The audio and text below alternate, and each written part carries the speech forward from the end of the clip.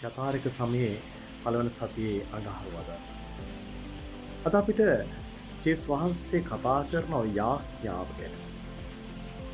මේ යාඥාව අපි කොහොමද තේරුමක් ඇතිව කරන්නේ? මොකද උන්වහන්සේ කියනවා හිස් වචන කියලා තේරුමක් නැහැ කියලා. උන්වහන්සේ කියනවා විජාතින්නේ හිස් වචන නොදොඩන්. අපිත් හිස් වචනද කියන්නේ. නිකන් කටපාඩම් කරගත්ත නිසා ඔහේ කියලා දානවද? මේ යාඥාවට සැබෑ තේරුමක් තියෙනවද? මම කියන යාඥාව ඒ කියන හැම වචනයක් පාසාම තියෙන අර්ථය තේරුම් අරගෙනද මම කියන්නේ.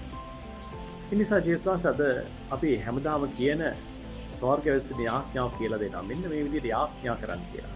හැබැයි මේ ජේසුස් කියලා දෙන යාඥාවත් අපි සැබවින්ම යාඥාවක් හැටියටද කරන්නේ.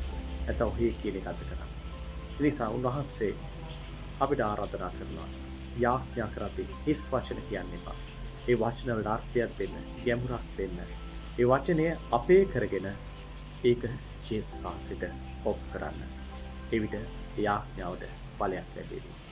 ජේසුස් පිටයි.